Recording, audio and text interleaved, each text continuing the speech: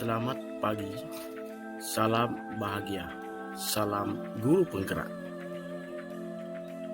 Kali ini kita akan masuk dalam modul 1.4 sesi 1.4.A.6 demonstrasi kontekstual.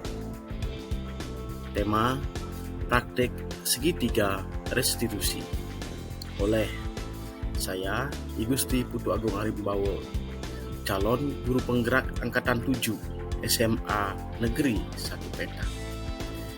Sebelum kita masuk pada pembahasan lebih lanjut tentang restitusi, izinkan saya berpantun. Pak Mahdi menjual nasi, lauknya isi ikan kakap. Memahami proses restitusi untuk mewujudkan budaya positif kelas. Bergerak, digerakkan, menggerakkan. Sebelum kita masuk pada praktik restitusi, baik kita akan memahami dulu tentang restitusi. Restitusi adalah proses menciptakan kondisi bagi murid untuk memperbaiki kesalahan mereka, sehingga mereka bisa kembali pada kelompok mereka dengan karakter yang lebih kuat. Gosan 2004. Pada Gosan 1996, restitusi juga merupakan proses kolaboratif yang mengajarkan murid untuk mencari solusi untuk masalah dan membantu murid berpikir tentang orang seperti apa yang mereka inginkan dan bagaimana mereka harus memperlakukan orang lain. Setelah kita memahami apa itu restitusi, maka selanjutnya melalui restitusi, ketika murid berbuat salah, guru akan menanggapi dengan cara yang memungkinkan murid untuk membuat sebuah evaluasi internal tentang apa yang dapat mereka lakukan untuk memperbaiki kesalahan mereka dan mendapatkan kembali harga dirinya. Restitusi menguntungkan korban, tetapi juga bisa menguntungkan orang yang telah berbuat salah. Hal ini sesuai dengan prinsip dari teori kontrol William Glasser tentang solusi menang-menang. 5 posisi kontrol dalam restitusi adalah sebagai berikut. 1. Sebagai penghukum. 2. Sebagai pembuat merasa bersalah. Biasanya ini adalah ide gagal yang dihasilkan. 3. Sebagai teman. 4. Sebagai pemantau. 5. Sebagai manajer. Sebagai teman dan sebagai pemantau merupakan sebuah proses berhasil yang mulai ditunjukkan dalam kontrol pada restitusi, dan sebagai manajer adalah posisi ideal yang diharapkan sebagai pemimpin pembelajar. Setelah kita memahami tentang 5 posisi kontrol dalam pemimpin pembelajaran, maka sekarang kita berlanjut pada segitiga restitusi. Segitiga restitusi merupakan sebuah tindakan yang dilaksanakan untuk mengatasi permasalahan pada siswa tanpa menimbulkan rasa benci, tanpa menimbulkan masalah dan membenci akan peraturan, dan tanpa memunculkan rasa tidak aman dan rasa tidak nyaman sehingga menyebabkan siswa menjadi seorang pendendam atau pembenci. Dalam segitiga restitusi, yang pertama kita lakukan adalah validasi tindakan yang salah. Selanjutnya, menstabilkan identitas dan menanyakan keyakinan. Dari 3 langkah yang dilaksanakan ini, maka kita akan mendapatkan siswa yang memiliki keyakinan akan diri, menjadikan siswa mandiri, bertanggung jawab, dan merdeka dalam belajar.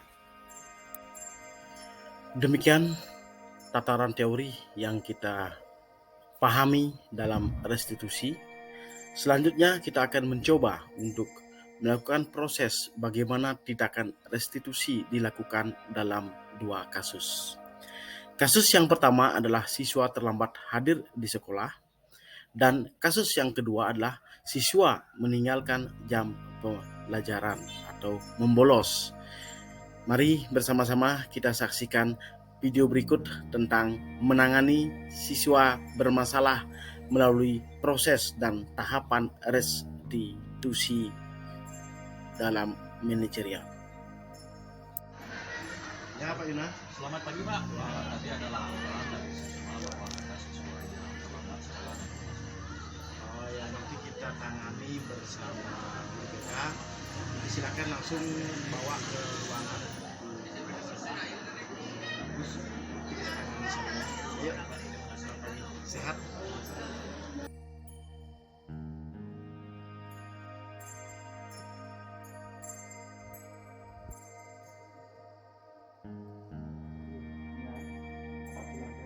Kelas 11 S1 ya. Ya, Walinya siapa? Pak Karsano. Pak itu Karsano. Yudi tahu kenapa hari ini masuk ke ruangan ini dan bertemu dengan Bapak? Kira-kira Belum, tahu ya? belum. Yudi tadi ada laporan bahwa katanya Yudi datang ke sekolah tidak sesuai dengan ketentuan keyakinan sekolah bahwa siswa harus datang tepat waktu. Sadar enggak Yudi seperti itu? Sadar. Sadar. Nah, karena sadar bahwa datang ke sekolah tidak tepat waktu, berarti Yudi kan sadar berarti melanggar aturan sekolah, keyakinan sekolah. Nah, karena Yudi melanggar keyakinan sekolah, berarti dengan datang tidak tepat waktu, apa yang sebenarnya Yudi sudah lakukan? Berarti Yudi tidak menghargai, menghargai siapa? Menghargai diri sendiri dan juga orang lain. Nah, sekarang kenapa bisa Yudi datang terlambat ke sekolah? Karena ban motor saya pecah. Ban motor pecah. Ya. Wajar. Orang datang ke sekolah karena ban motor pecah atau karena datang terlambat, hal lain itu wajar. Karena suatu hari kita pasti akan pernah kena masalah kan gitu. Cuma kalau datang dengan ban motor pecah setiap hari kan tidak mungkin. Ya, tidak mungkin ban motor pecah setiap hari. Pak juga pernah terlambat dan karena suatu kesibukan pernah juga terlambat, tapi kan tidak mungkin ban motor pecah setiap hari. Jujur saja ini, ya karakter jujurnya sudah tertutupi, sekarang jujur ya. Belajar jujur, apa yang menyebabkan sebenarnya? Karena saya terlambat bangun, ya, kesiangan bangun, alasannya karena saya belajar belajarnya terlarut malam, karena mengerjakan tugas. ya.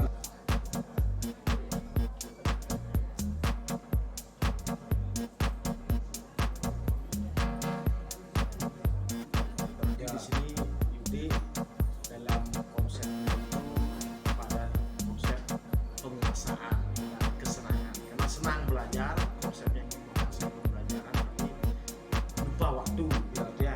Ya. Sekarang bagus, belajarnya bagus, walaupun sampai lupa waktu. Tapi sekarang untuk menghindari agar tidak kemudian, kira-kira ada nggak bisa yang dilakukan di rumah yang membantu untuk bisa melakukan orang tua, ayah dan ibu, Ya.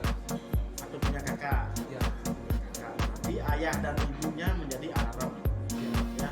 Dan nanti silakan komunikasikan dengan ibunya atau ayahnya atau kakaknya agar dibantu bangun jam 6 pagi untuk mempersiapkan diri datang ke sekolah sehingga tidak terlambat hadir di sekolah. Benar ya di sekolah, salah satunya adalah datang tepat waktu, ya, sehingga kesenangan Yudi dalam belajar, penguasaan Yudi dalam belajar, kebebasan dalam kegiatan pribadi, kemudian kemampuan untuk menghargai orang lain bisa berjalan dengan baik, ya. Ya. Berjanji tidak akan datang terlambat lagi, Ya, saya berjanji. dan siap untuk selesai, ya. Sudah, jadi nanti sudah sepakat tidak akan terlambat lagi. Pak akan cek di kelas benar tidak terlambat atau memang hanya kenyataan saja.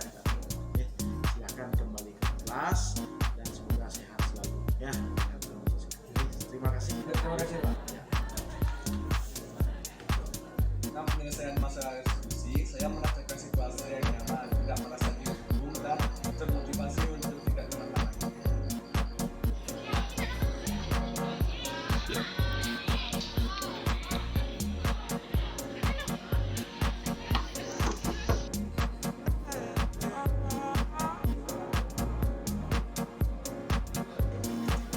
Gus Dharma ya, sehat masih. Kemarin ke sekolah, makan. Dan makanya Pak sedang benar Gus Dharma di kelas sangat sering katanya meninggalkan tidak hanya tertentu tapi banyak pelajaran ya. Karena Gus Dharma sudah menyadari bahwa sering meninggalkan pelajaran, berarti Gus Dharma melanggar salah satu keyakinan di kelas itu apa? Bahwa saya orang diri, dan keyakinan lain tidak mentaati aturan kelas. Ini pelajaran dengan baik. Permasalahan itu pasti ada alasan. Orang bolos pasti ada alasan. Ya, Pak ya. Alasnya apa? Alasnya karena saya kenapa sama pelajarannya berarti Bosan di kelas. Baru. Berarti di sini ada sifat kesenangan, kemudian ada rasa penguasaan dan keinginan kebebasan yang belum dicapai. Nah, dalam proses di kelas itu kenapa bosan? karena pelajarannya itu menyangkut materi-materi saja Pak. Sedikit praktek. Jadi pembelajarannya tidak berpusat pada siswa, kemudian pembelajaran tidak mengedepankan konsep nyaman, konsep bahagia. Ya, jadi kalau Gus Dharma misalnya disuruh belajar yang di halaman sekolah, di lingkungan, senang ya. Sekolah, di lingkungan, senang ya. Di game gitu ya. Di game kan sudah sering bermain game. Ya, nanti game lainnya dikombinasi dengan pendidikan ya. Nah itu berarti masalahnya ada di proses pembelajaran. Ya nanti kalau memang perlu berubah dalam sistem dan model pembelajarannya, Gus Dharma siap di kelas. Siap. Apalagi senang dan bahagia di kelas. Siap berarti ya. Nanti ketika siap di kelas, Bapak yang akan berkoordinasi dengan guru agar ada perubahan dan siap berubah dalam pembelajaran.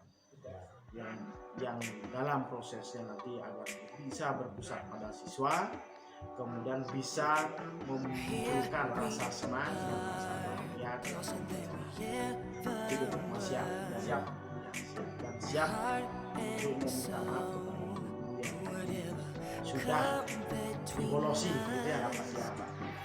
Silakan sudah berarti nanti Bapak yang berkoordinasi bersama bolos berubah dengan proses pembelajaran baik dan mampu berkreasi menunjukkan kreativitas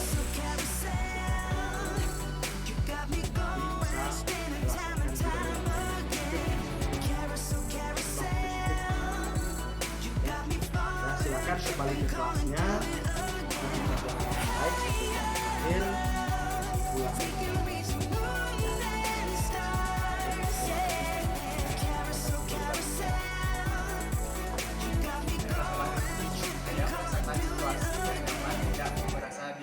Dan termotivasi untuk tidak bolos lagi.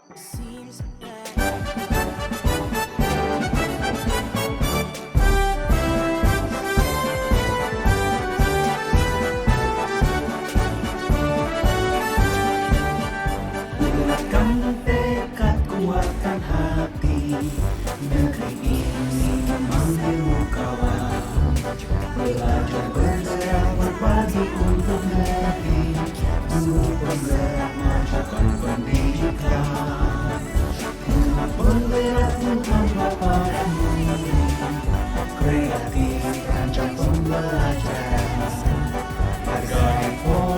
berpotensi tingkatkan prestasi, lahirkan profil pelajar Pancasila. Belajar, bergerak, berbagi untuk negeri, kita menjalin kolaborasi. Belajar, bergerak, berbagi untuk negeri, demi bakti para ibu pertiwi.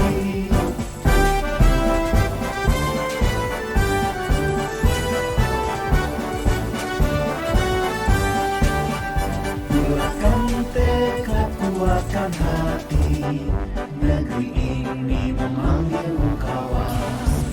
Belajar, bergerak, berbagi untuk negeri, guru penggerak majukan pendidikan. Guru penggerak menghambat pada murid, kreatif rancang pembelajaran. Hargai potensi, tingkatkan prestasi, lahirkan profil pelajar Pancasila.